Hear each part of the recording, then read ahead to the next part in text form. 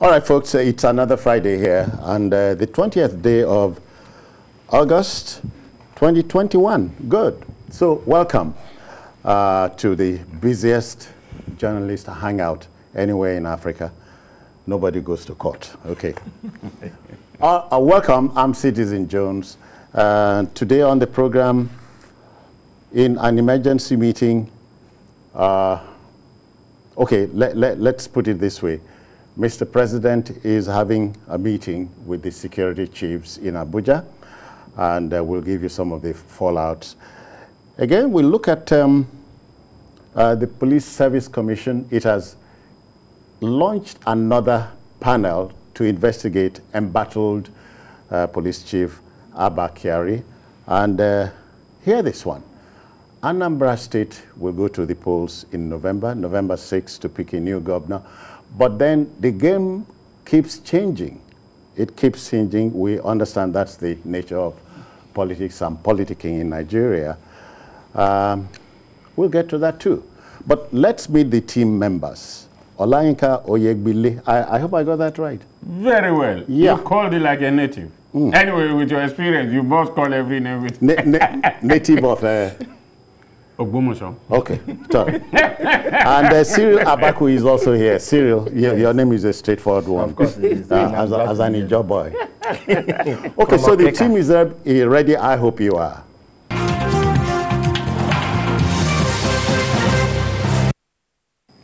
Okay, then let's go straight to business. You know, in an emergency, democratic processes will give way to what you do immediately. The President and Commander-in-Chief, Muhammadu Buhari, appears, if you ask me, more exasperated than you thought regarding the rising insurgency and insecurity in the land.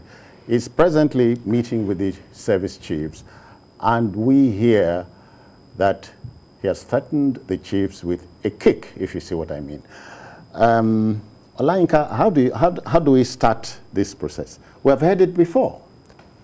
Yes, it is good that the president is giving them a kick, as you said, but honestly, what I expected or what I think should happen is not only giving them a kick, but an immediate marching order.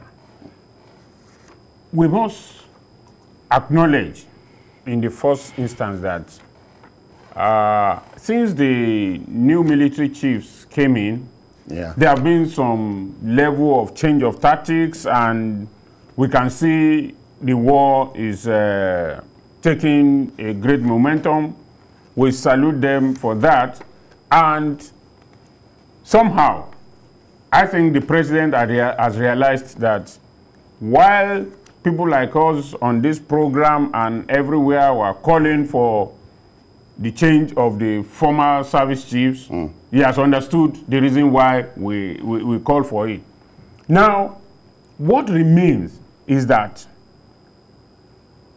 they must be completely monitored and completely put on their toes so that things can get better. Yeah. The idea of recent that some Boko Haram members were getting repentant and all that is a good one, if you ask me. But that is not enough for us to let down our guards. Because I've read some military literature books, I've read history books, and I know things like this don't end just like that. Yeah. You might have those... ask Afghanistan. You might have those who are giving in now or saying that they are repentant. They might be a decoy. They might be people sent in. You know... No, but turning themselves in along with their wives and children cannot be... It should be more than a decoy. Or, I may be wrong. Look, when you are fighting the kind of war we are fighting, don't let down your guard at any angle. Yeah. Even a child, a suckling, can be a spy. So, what I'm trying to say in essence is that the military should not lose its guard, or the government should not lose its guard and think that, no, okay, they are coming and we are going to embrace them all. Yes, there's need to embrace them, but we must also learn that you must take them with some pinch of salt. You must also try to make sure that what they are doing it genuinely, so that from the heart. They are not going to be like a black leg who are coming to do spy. But you and I know that they won't all go scot-free. There'll be profiling and so on and so on. No, but from the way the government is talking, it's like they may go scot-free. No, it's not a question of preempting. Okay. The government has been saying, I'm sure you heard the Borno State governor saying that is a dilemma. He's in a dilemma. How do you handle this? The Arewa Consultative Forum itself has come out to warn the government. Don't let them go unpunished. How do you live? Somebody, whether it's the one or not, belongs to a gang, and I know it is that gang that killed my uncle or my brother, and you want me to embrace him? There's truth. In fact, this one, if care is not taken, is going to spur some other rebellion. I insist, don't preempt anything. Well, the man who is down on the floor fears no fall. Yes. The important thing is that we thank God that the president is listening now and kicking. John Bunyan's poem. Yeah. Yes. So in this case, who is really done and who is afraid of a fall? I would like to think that because we've done this in the past and it backfired, we have to tread very cautiously. Now, before I even come to that, I want to assume that, the president should have even been a bit fairer in his assessment of his men. Yeah, yes, because security chiefs. Between the last 11 and the current 11, I think that I have cause to doff my cap for the current 11. When did they come into this space? They lost one of them. He was replaced. You see, even if it is for the sake of optics, these people, there's a clear difference, first of all, Citizen Jones, which you cannot take away. Yeah. Now, whenever the president, after all in the past, the president will meet with services and say, he had given the marching orders, every day marching orders, and they were not marching anywhere. The former chief of army staff said he was relocating to Borno, Togo. Nothing came out of all of these things. Now, coming to, because this is it's a catch-22 situation, as they like to say. Yeah. I completely told the line Uncle Yinka is taking. The reality is this. We saw videos of people who claimed and purported that they were surrendering. We saw women with children. We saw old men. We didn't see the fighters. We didn't see the weapons with which they kill our soldiers for fun, to borrow Jude's language. We didn't see all of those sophisticated APCs and the things with which they fire on our troops and even those in the air. So where are those things? How the other time somebody came out and said he had surrendered. After a few days or weeks, he went back into the fort. In fact, he killed his father, finished the father's farm, went to the. So what is even the scientific parameter?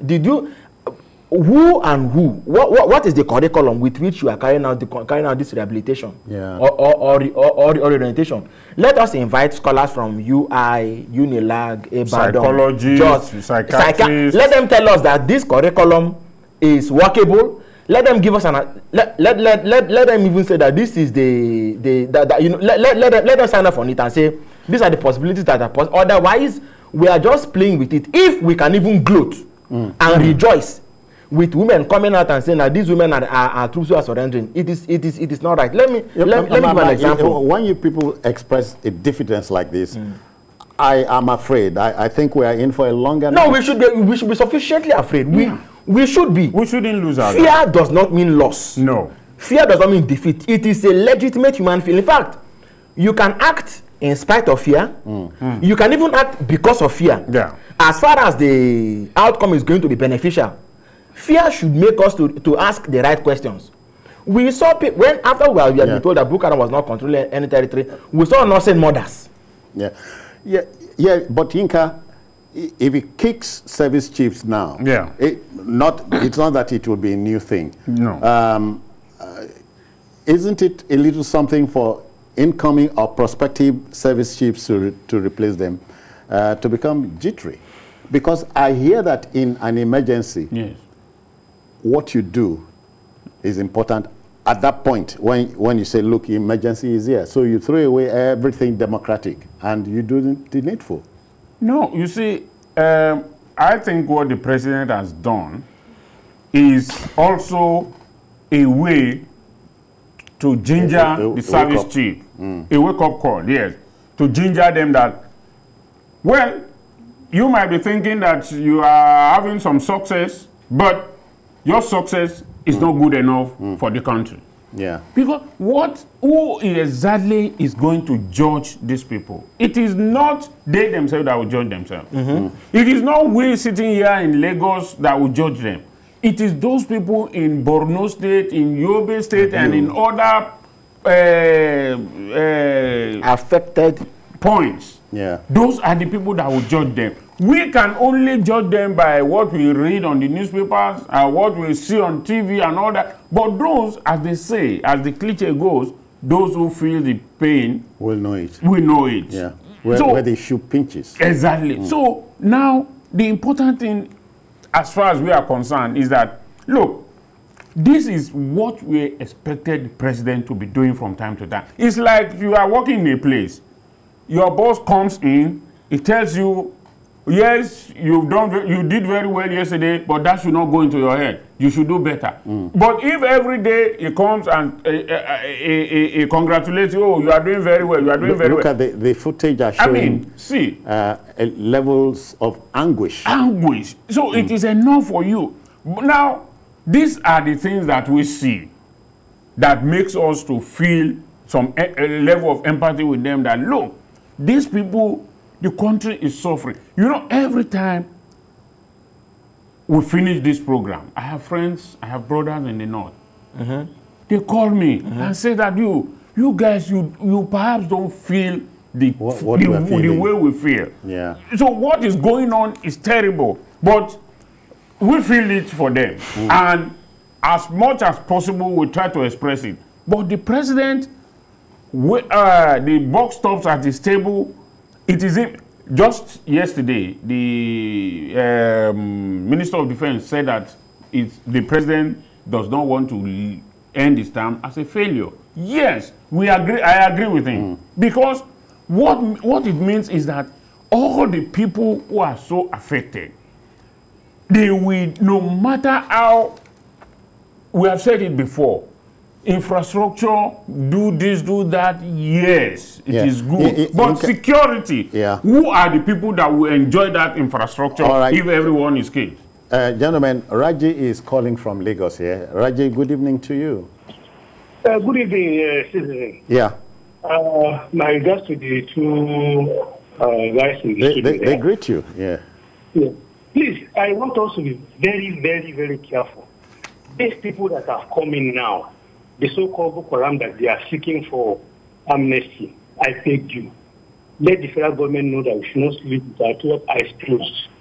These are the people that they can no longer feed inside the bush. They brought them out so that the responsibility of Nigerians. The truth and the idea by which we should not lose focus of is that they are there to give them information. But the question I want to ask is that even those that have repented before now, what has government done with them? Are they able to get some information from them about those that are inside the bush? No. So of what importance is their repentance? If we cannot from this get good information from them as how to get through to those that are in the bush, I'm afraid these people will come back, and I'm afraid it's just what happened in Afghanistan. Because by the time they mix with us, they will know more about how to get thank you, Raji. Thank you, Raji. Cyril, you know, sometimes as humans, you are tempted to think crazily. People have talked about a fifth column in the fight. And Borno State Governor, Professor Zulum, had said it openly, if we doubted it, that they are fifth columnists. That is enough to worry everybody. No, I mean, he won't be the first person to have said that. Alex Bade, when in his valedictory speech as Chief of Defense Staff, he alluded to fifth columnists.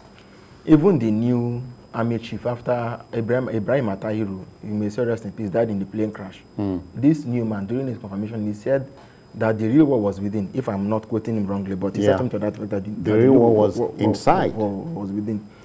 We remember when President Jonathan said once that Boko Haram was even on his cabinet. Some people who are... What did he do? Some people who are in government today, had even been put on trial. So these are my personal concern is this: there is nowhere war is fought without some level of deception. If you think that is not that, if you think it is not true, then you are yourself deceived. It was Winston Churchill who said that truth in a time of war is so precious that it must be guarded, that it must be protected by a bodyguard of lies.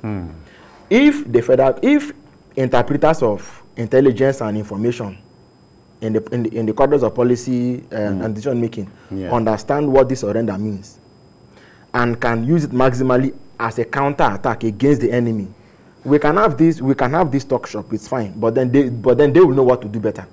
But if sincerely these women come back out and just blend in with everybody, farming on the roadsides, watch troop movement, begin to inform people in the, I mean, so if I talked about profiling. You don't expect that. Citizen, who knows who? Who is? How do you tell who is even who? Where? Okay. How do you know who is who? Who knows who in this? So these are the issues. I want to honestly and sincerely believe the people that came before now that went back to the bush, didn't they profile them? Or they did not, and they want to start learning to be new that now. Because if anybody came to admit that the people who came out before were not profiled, it means that we are playing a very, very risky and costly experiment with human lives. You think government will go out of its own way to play this game? Citizen Jones, I'm just asking. That's why I'm also assuming that it is okay if we can harness what we're receiving, and be able to, throw a counter attack in football language, a counter attack on the enemy and get and score goals. It'll be fine. But if everything is at the level we are saying it to be, then we're in greater danger. Those women that came out, we saw nursing mothers. So it means that man was humongous. How many buses did they even convey them in? Almost 3 or 4 large buses, coaches actually. It meant that these people were occupying a large expanse of land where they were buying and things were being sold to them, where they were having married and being given in marriage, as the Bible put it. They were having children. They were living. Now the price of things have gone up. Inflation is in the country. So now they've seen that they can no longer sustain those families. They've pushed them out to us. This is my own personal interpretation of the matter. Government says they are surrendering. I'm saying they are not surrendering. So let us understand when we use these words. Government may say there are people are surrendering for propaganda reasons, but if they can effectively and properly assess who they are and extract information that can be used against the enemy, it is fine. But for as long as somebody came out to say, I did wrong, and you're making restitution, you're not restoring. Announcement and declaration does not make restitution. You have to also restore. It is when you restore, we know that you mean business. In the late 70s, there was a coup in this country, and if you will just bear me, a head of state came up, made an announcement on radio and said and confessed that during the Civil War, his troops had robbed the bank. But before then, it was something everybody had known. We didn't need him to come on radio to tell.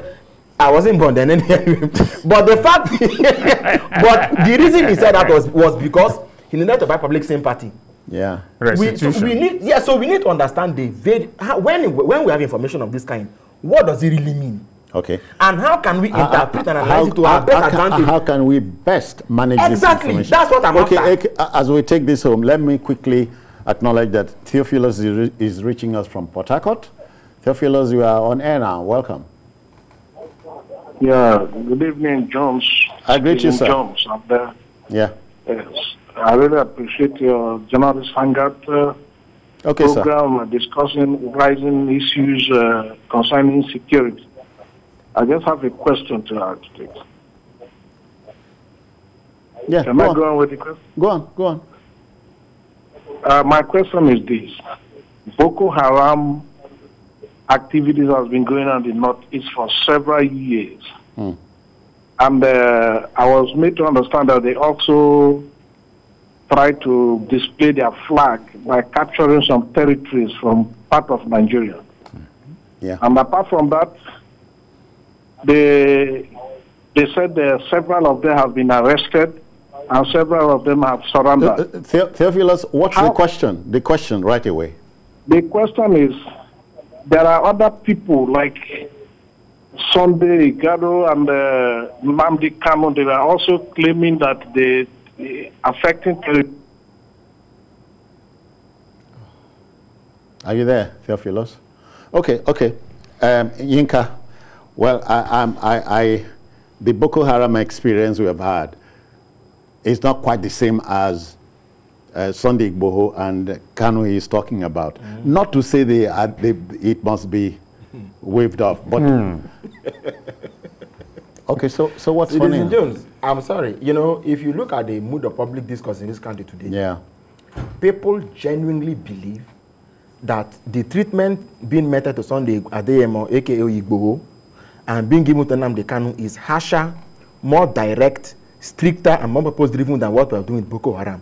And for what it is worth, I will say it here and say it again, that insecurity is not the problem. It is a problem. Terrorism is not the problem. It is a problem. The problem is the unanswered national question. Who are we as a people? Are we a country or are we a nation? And is the president willing to address that fundamental flaw? Look at the PIB that was passed the other day. Some years ago, Professor Bala Usman told... You are robbing that. Oh, of course, I have to. Because it will lead to arrest in the region. How can you say host community should take 3%? An executive bill in which we had no chance to make an input. So, Citizen Jones... Don't take me to PIB. By what they have done with the PIB... Don't take me to PIB. Let's face this one thing at a time. Yinka, we must take this home. Now, for me, I like to toe the same line that he has told, but not taking it to PIB. The issue boils down to one single thing. Our own WS, Wale Soyinka, said it. Justice is the first condition for humanity. Do we have justice? I mean, I said it some time ago on this, that it's like we are running two republics. One, some outlaws have their way, and some who are not outrightly outlaws are treated as outlaws. Yinka, except for me, this thing never started yesterday. No, but there must be a point at which we are ready to correct it. It never started yesterday. But it's getting worse. We have come to a point where we say enough should be already too much. Citizen Jones. It is getting worse. If you don't mind, just one line of thought. We must go to the next subject matter. Assuming, I see, just this. So long as we don't talk about PIB here, it's fine. Let's face this one. It's a type of injustice, but I mean, it's a sore point. Assuming that the president's tenure came to an end, and the country was still intact as it were, and he handed power over to another person, Igbo's agitation is still actively on, Kanu is still actively on, Boko Haram is still actively on. You would, when you pass on liability, what scorecard do you want to have? It doesn't change the fact that government is a continuum. So yes, I like your hope. Nobody said so. But that hope you will be taking for dinner. But I like your hope still. Yeah. Hopes bad thing for dinner, but for breakfast good. So we leave it there. Okay, come on. But the debate has been triggered. Let the debate continue. But let's go to the second story. When the news first broke out a while back, that we reflected that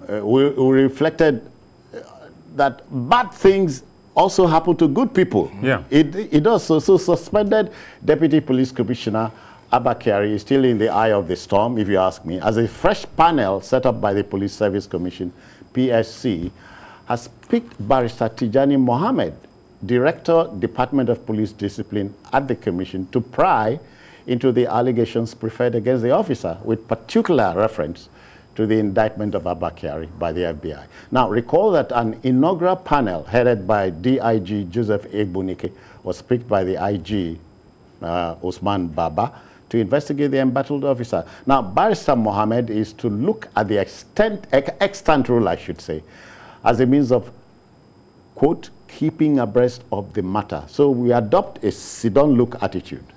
For now. Cyril. For the now. Yeah. It's not sit-down look, it's keep your fingers crossed. It's my okay, and those, I'm crossing them. Go on. Because to have had a policeman at the level of Abba Kyari, looking at the humongous, unbelievable allegations leveled against him. Weighty. That is enormously weighty allegations leveled against him.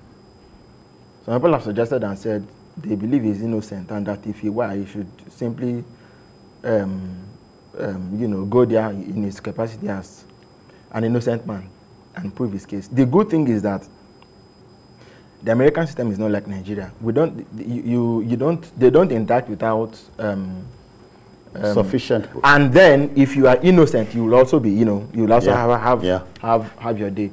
Unlike here, where they will arrest you and start looking for evidence.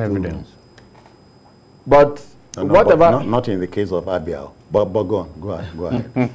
So I don't know why we are having to have this what looks like a rigmarole of some kind. Yeah. Which really shouldn't be. We should be forthright. Otherwise, it's suggesting that DIG Egbunike didn't do a thorough job. But the report has not been submitted. Yeah. So you see, for me, it's like trying to throw a spanner in the works. You set up a panel, the report has not been submitted, you raised another one again. What are you saying? Is it that you don't have confidence in what Egbunike will come out with? Or you feel that Tijani will do a better job? No, honestly, I salute the Police Service Commission and the Inspector General of Police for acting promptly. It is characteristically un-Nigerian kind of. But at this point, whatever kudos we have been giving to them is being withdrawn now with this action, because you set up a panel, the report has not been submitted. If the report had been submitted, so what do you expect Egbunike to, Ebunike's panel to, what report do you expect from them? What do you expect from Tijani? Or is Ebunike's panel's job done? If it is done, what's the outcome? Exactly. Or is it that is the Tijani panel now is now taking a look at the Egbunike report, or what? I mean, it's a very, very untidy situation. And it gives many people who have been saying that it's just Barrister Mohammed is supposed to look at extant rule, extant rule. I don't know what... I can when we want to confuse ourselves is when we bring all these long... Sir, they are not confusing anybody. Okay. You want to know what the extant rules are. When Jesus died and rose again, and some people were talking, somebody said, are you new to Jerusalem? That you don't know what has been happening in this city in about 3 years. I'm not new to this country. Citizen Jones, I'm not new to this country. Neither is Citizen Jones. Uncle Bile is not also confused. They're not carrying me the quote on this screen says, as a means of keeping abreast of the matter. Which matter? How much vaguer can vagueness be? You know, in communicate, when in messaging and crafting, and in propaganda writing, they will teach you that something we call the art of saying nothing. You can say so much, and yet say so and so. Means of keeping abreast of the matter. All right, no, we put that put a little comma there. By the way, Jide is out of town on official business. So the official business normally when he goes out, I'm happy. Money will come home. It's only natural. He's the money man. Yeah. Okay, then, so we return to Abba Kyari. The FBI Cyril had returned a damning verdict on the man, which is saying they had done their job. So, and Abba Kyari, rightfully suspended. So we go back to Egbunike. So what was the outcome? Why the sudden change of investigation? Maybe I'm missing something here. No, I think I can clear the break it. Yeah. Yes. So this is the thing. The responses Abba Kyari himself put up on Facebook. But what you're saying is deductive or deducing from. I'm coming. People felt it was unintelligent for a super cop heading an intelligence team. He would write this one today, edit it tomorrow, delete some portions, and so on. But it was fair enough that he said in one of those posts that he had actually had dealings with Hush Puppy, to the extent that he helped him to the services of his own personal fashion designer. Now that is by the way. What Nigerians want to know here and here, here, in spite of the weighty allegations or whatever I want to describe them, there will be a sense of relief if the verdict came back and said this man was truly innocent. There is a cynicism that you find. Yes, our end. Yes. No, from both ends. Okay. Because I don't see how both ends will be at variance. They won't be at variance. But the fact is this: he could go to court and be acquitted and say, okay, we know that you're, or in Nigeria to say, okay, this is the findings that we have made and he is free. See the point I'm making. The more his outing on Facebook gave the impression that he had perhaps that something was not, doesn't fall coherent. Yeah. This behavior of the police is lending credence to that. Unfortunately. Okay. Yes. Okay. So Abba Kyari had his own miscues on Facebook. The police is having his own miscues as an institution. So the Americans are smart, they are wise. They simply wait. It isn't matter. Some people have even said it's politically motivated. Kyari is not trying to run for president of America. Even if he wanted to run for governor of his state, he does not have any. So this is the fact.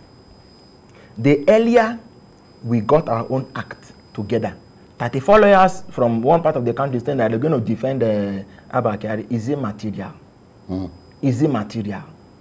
This is not the case where the federal government will influence a judge or somebody will make a phone call to a judge or the Supreme Court will stand logic on his head and manufacture numbers that didn't exist. It will not happen like that.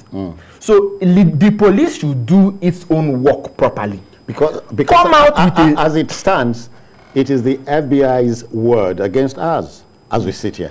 Yes. Yinka? Yes. You see, are you like him, smelling the same rat? You know what? As long as we are not going to say that the American system is completely foolproof, but to some extent, they are not people who engage in media trial. Since that report was released, have you heard anything from them again? No, nothing has been said again. They have given you all the details. It is now left for you to read through, let the man make his defense, or Nigeria makes his own case, and then they have not said anything since then. They are talking, the thing now is like when the eagle carried the picking of fowl. Fork and the duck, the duckling, and the mother said, "What did the mother duckling say?" He said, "No, he didn't say anything. He just left me." He said, he said, "Return it." Just a minute, I can't return this. Bobby is reaching us for Jalingo. Bobby, good evening. Welcome. Yeah, good evening, citizens. It's been a while, my brother. Yeah, we greet you. Welcome. Let me just say something. I'm sensing two sensitive issues about this. I've been bringing back this so-called wild animals that actually put people into trauma. How do you expect people that have been murdered, maimed, kidnapped, raped? You're taking me back? Yes, I'm really sorry about this, but it actually eats me. Now, all I'm just trying to say is I'm sensing two issues. It's either they are actually sending these people back to the society for them to come and get food and get back to the village. That is one. That's on the other side. Then I think the security should be very, very cautious about this. It can be an avenue for the securities to actually gather sensitive information to know exactly where is the whereabouts of this so-called bandit. Yeah. Thank you so much, and may God bless you. Yeah, bless you too. You know, okay. You're saying something. So now, when the Igbo now returned that, so when he took the chicken baby, what do they call that? The chick. Okay. He said, what did the mother say? He said, he ran about. He said, go ahead and do what that's all he would do. That is what is happening now. The Americans are waiting and watching. They are adopting the look-see attitude. Exactly. We are in Interpol. We are in. So when next, if you bungle this, when next you need their assistance, they will not listen to you, and Nigeria will almost become a pariah state. Inca and Cyril, the Ibibio man also like your people, Inca and the Ibibio man has a saying: if you carry firewood from bush, reach house, if nothing there inside that firewood, you know you go through well. Yes. When I sit with elders. No, hold on. If something there inside the firewood, before you put them down, you go there, find where, you know. Am I making sense here? Very well. You more than are. Now, this is the point. We fail to see the publicity victory Nigeria will make if our we don't mess with this one. Yes. And you see, even if our investigations came out and said that everything they said about him was false, and he went there and proved it to be false, it is by far more beneficial to our national interest and our international image than hanky-panky. Oh, yes. That is why I'm saying that whatever will be the outcome of the investigation will not necessarily be to absolve Kyari, it should be to establish the truth. Exactly. Yeah. Then you go to court. Which is why you give this other panel a chance, even if it stands on one leg. I'm sorry, you are assuming that they didn't give Ebunike a chance. I have not said. So we are not. Okay. No. I'm not saying. Okay. Please. We want to make assurance. We want to make assurance doubly sure. Okay. See, as journalists, we have no business with somebody's truth. Of course. You mold opinion. Yeah. And allow the viewer in this case to make up his mind. So in the first case, the police owes Nigerians an explanation of what happened with Joseph Egbunike, whether he still continuing with his investigation or he has stopped or whatever the case. Because some days ago there was a story that he had submitted it, but again I think the police said that he had not submitted his report. Then what is Tijani's extant role in establishing the extant facts of the matter? All right. And so, okay. Please, you are not a lawyer, and make we the look. but we wish the Police Service Commission plenty of luck, because they need it. At this point in time, everybody is looking at that case. For precision. But I'm saying the lesson is very, very key here. Yinka, yes. You assume public office, you are in the public glare. Talent is from God. Fame is from man. Yes. But you have to distinguish between the two. Between the two. Okay, our next story. You know, in politics, we are told that almost nothing happens by accident. But that is, if it so happens by accident, know that it was planned that way. Anambra State on the mind. Ahead of the November 6th governorship election in that state, the candidacy of former CBN Governor, Professor Chukwuma Soludo, Chukwuma Charles Soludo, had been in a state of flux until yesterday. Michael Umeoji, I hope I got that right, was listed by INEC as the candidate of the All Progressive Grand Alliance, APGA. Like a bolt from the blue, INEC National Commissioner and Chairman Information and Voter Education, Victor Ume, announced Soludo, the same Soludo as the authentic APGA candidate. Cyril, the Court of Appeal in Abuja, has won again. Are you surprised? Yeah, well, should I say yes? Because this is not looking like those matches where you have two free scoring sides. Oh, yeah. And you score me, I score, you score me until the last way, until the whistle goes and the best scorer wins. You remember when Calabar Rovers and Aqua United were playing? The one that ended 13-0 to win. And all the 13 goals came in one match. No, sorry. So it's possible. No, but citizen, you see. Anambra is opening, Anambra and particularly Abga and Anambra is opening a new page in what lawyers and experts have called the judicialization of the democratic process, where the Greek people define democracy, or what they call democratia, as government of the people, by the people, and for the people. It was indirect democracy because people were electing people to go and represent people. Oh yeah. Today, we have a case where the courts. Is the one. The courts. And you see, you are jeopardizing and endangering the credibility of the courts because that is supposed to be the lender of last resort. They are supposed to be a sanctuary for redress. Oh yeah. But because I don't know what to call it, is it the immaturity of the political system? Is it just the sheer evil, the pugnacious, tendentious, obstinate, obnoxious character of the political process, whereby people want to get... Inca, don't be surprised at this grammar. They say they sold a whole plot. How many acres to send him to school? Uncle Yinka has so many books in his library that the day go to his house. So, but it's just, this is the problem. Yeah. People have, politicians have an unhealthy, very morbid confidence. Yeah. That the courts are more powerful that's it. Than the process. Than the process. You know, Inca and Cyril, have we forgotten the theatrics of July last year? Off your mic, off you remember? It was a monumental national embarrassment. But I think let me let Uncle Ika bring his own thoughts. Yeah. You know what? Tell me what. What is happening in Anambra State, for me, is not the end yet. Today is 20th, I suppose.